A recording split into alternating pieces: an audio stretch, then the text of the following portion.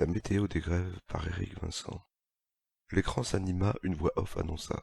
La météo des grèves vous est proposée par Kiloutou. Avec Kiloutou, louez un scooter, un vélo, un groupe électrogène, un fax, un hôpital de campagne, bref, tout ce qu'il vous faut pour faire face aux grèves. En lieu et place de l'habituelle navette débitant un texte lu sur un prompteur, un texte jaune défila sur un fond bleu.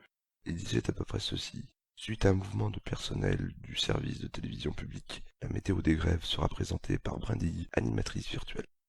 Un ersatz humain aux formes replètes s'invita sur l'écran et annonna d'une voix nasillarde et métallique. Bonsoir. Demain sur la France, sale temps pour tous les travailleurs de l'Île-de-France. La RATP prévoit un trafic quasiment nul sur toutes ces lignes, à part à Châtelet-Léal, où l'habituel trafic de drogue et de portables aura lieu. La SNCF ne sera pas en reste, puisqu'elle ne tient pas à se faire doubler par son concurrent parisien en matière de transport sur rail. Aucune rame ne circulera dans la banlieue et sur les grandes lignes. Amis français, ne vous réjouissez pas trop vite en pensant vous rabattre sur l'avion, puisque nos chers employés des aéroports, principalement les aiguilleurs du ciel, ont entamé un mouvement de protestation paralysant le transport aérien. Cette manifestation pour une augmentation de 25% tombe vraiment mal pour les pilotes d'Air France, dont l'annonce d'un nouvel arrêt de travail est tombée à la haut par la faute des aiguilleurs de ciel. Mais, mes petits amis, la grève d'Air France a au moins un avantage. Il y aura moins d'insatisfaits, des plateaux repas infects, des personnels de bord aimables comme des portes de prison, des retards sempiternels et c'est l'assurance. Il n'y aura pas de catastrophe aérienne faute d'entretien des appareils. La créature marqua une pause pour reprendre son souffle comme si c'était utile. Puis elle poursuivit sur sa lancée car le temps d'antenne était compté. Les personnels de la télé souhaitant installer leur piquet de grève devant leur télé avec une pizza et une bonne bière devant un match de foot diffusé sur une chaîne privée et cryptée. De lundi à vendredi, il ne fera pas bon être malade. Médecins, ophtalmologues, dentistes, anesthésistes, infirmières, aides-soignants, chirurgiens, brancardiers, ambulanciers et allergologues seront dans la rue. Inutile de vous rendre dans les hôpitaux en cas de malaise, puisque le SAMU répondra aux abonnés absents, que les pompiers seront occupés par les nombreux incendies de forêt et que EDF n'alimentera pas les innombrables poumons d'acier de nos établissements. Un conseil pratique. Dans la région lilloise, dirigez-vous vers Bruxelles en cas d'urgence. Toulousains, rabattez-vous sur Barcelone. Niçois, franchissez la frontière et rendez-vous à Turin. Quant aux insulaires de Corse, je les rassure. L'hôpital de Bastia, flambant neuf, sera inauguré dès lundi. Quoi? Pardon? Ah, dernière information. L'hôpital de Bastia ne pourra pas être inauguré suite à une grève de la SNCM et suite au dynamitage de l'établissement par les autonomistes. La créature, pas vraiment craquante, craqua pour un craqueur bien sec et un verre d'eau virtuelle pour une seconde pause.